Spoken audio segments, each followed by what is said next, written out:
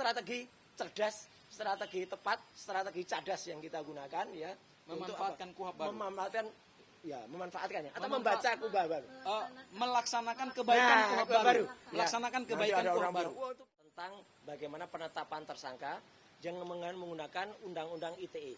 Karena kita tahu semua, Undang-Undang Informasi dan Transaksi Elektronik itu dibuat atas kebutuhan mendesak negara Republik Indonesia untuk persoalan ekonomi e-commerce waktu itu. Jadi singkatnya waktu itu kita tuh hampir di-ban oleh semua negara ya. Karena apa? Karena kita belum punya undang-undang tentang transaksi elektronik. Maka undang-undang itu digagas oleh dua kampus, yaitu kampus UI di Jakarta dan kampus ITB, kampus Unpad di Bandung ya. Jadi ada Cyber Law dan juga ada IETE, Informasi Elektronik dan Transaksi Elektronik. Kebetulan saya ada di dalam tim gabungan itu bersama Prof Henry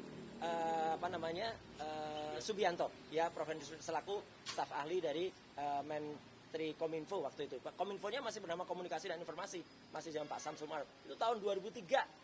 Jadi kita tahu persis ternyata undang-undang ini salah gunakan.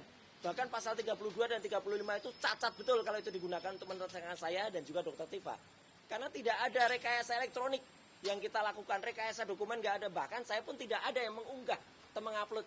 Maka kemarin saya juga mengerti kalau teman-teman dari Ikatan Jurnalis Televisi Indonesia sangat mempertanyakan dan bukan menggugah ya, tapi mungkin akan mempersoalkan tayangan-tayangan TV yang dijadikan bukti.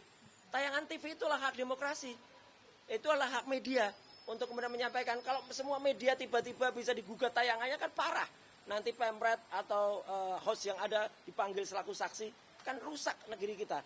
Kalau itu karena semua itu juga kalau media itu sudah ada undang-undang pokok pers, ya itu ada undang-undangnya sendiri tahun 99, tidak bisa kemudian langsung ditarik kepada undang-undang ITE. Jadi terima kasih juga untuk media yang sudah kita bersama menegakkan itu. Artinya apa? Artinya penggunaan undang-undang ITE itu sangat tidak tepat. Satu lagi, undang-undang ITE itu terpaksa dibuat waktu itu karena ketika pemilu tahun 2004 waktu itu ada hacking terhadap situs KPU. Ada situs itu jadi Partai Jambu, Partai Nangka. Itu digunakan undang-undang ITE karena ada data elektronik diretas oleh seseorang, diubah lagi, digunakan lagi. Nah, yang sekarang terjadi siapa? Pengupload data elektroniknya saja tidak disentuh sama sekali, yang namanya Dian Sandi Utama. Itu harus kena dulu karena dia jelas betul melanggar pasal 32, melakukan transformasi, ya, mentransmisikan, ya. Kemudian siapa yang mengubah? Nggak ada yang mengubah. Seorang peneliti itu tidak mengubah data di sini.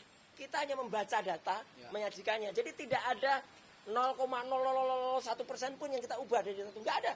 Kalau tampilannya beda, lah itu namanya adalah tampilan.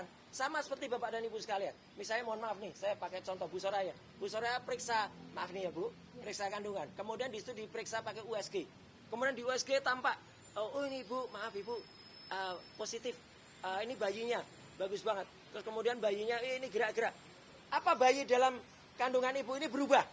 Tidak, ini hanya dibaca. Pembacaannya kalau misalnya bayinya itu dulu hitam putih, sekarang berwarna. Ya itu adalah teknologi ELA yang saya pakai. Ya, kemudian itu adalah error level assistance yang kemudian dibacakan di sidangnya Dr. Tifa. Itu adalah hasil uji dari alat yang membaca sesuatu. Dan ini tidak mengubah sama sekali objek pokoknya. Ijazahnya Jokowi apa berubah? Tetap palsu. Ya, nggak ada yang berubah. Ya, jadi meskipun kita baca apapun, tetap. Nah, jadi itulah alasan kami untuk kemudian kami mengajukan pra-peradilan yang kedua, ya, pada hari Jumat tanggal 10 Juli yang akan datang. Saya langsung jawab saja pertanyaannya. Apakah ini berarti ada penundaan lagi terhadap perkara utamanya saya di Pengadilan Jakarta Timur? Itu konsekuensi dari Kitab Hukum Acara Pidana yang baru. Jangan salahkan saya, jangan salahkan tim hukum saya. Kalau kemudian itu ya terpaksa harus menunggu, ya menunggu putusan dari pra-peradilan yang kedua juga nanti. Itu ya, clear ya. Jadi artinya sekaligus kita umumkan, kita bocorkan langkah-langkah kita. Dan itu tidak ada yang namanya buying time. Nggak ada. Ini bukan buying time. Daripada nanti tiba-tiba diputus, tapi ternyata salah penerapan pasal 32 UU ITE. Padahal saya sudah terlanjur putus. Itu persis kayak tragedi Sengkon dan Karta. Ya, yang sudah diputus dulu, kemudian ternyata setelah dilihat-lihat, waduh ternyata ada kesalahan di dalam putusan sidang yang dulu. Kan sayang, sebelum putusannya kemudian dibuat di pokok utamanya, kita koreksi, kita benarkan dulu dalil-dalil yang sudah disampaikan, bahkan gugatan ataupun dakwaan yang kemarin di alam dokter. Dan kemarin kan kalau teman-teman lihat dakwaannya Dokter Tifa, banyak sekali ya, lebih dari 20 barang-barang putih itu yang terkait dengan Dokter Tifa cuma berapa? Cuma 5. Yang terkait dengan saya juga kalau nggak 5, kalau nggak 6. Semuanya terkait dengan siapa? Dokter Eng, Siolansian Lipar M. Eng, dokter palsu itu. Nah, kalau dokter palsunya itu udah di RJ, sudah di SP3, harusnya itu juga gugur semuanya, gitu loh. Dan tidak ada yang terkait dengan kami secara langsung, apalagi itu yang banyak kan S, terus baliki apa. Nah, itu kan nggak masuk kita semuanya.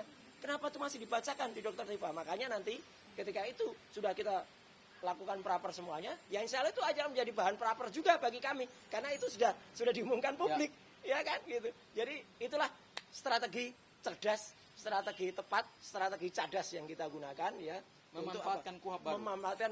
Memanfaatkannya atau membaca KUHP baru.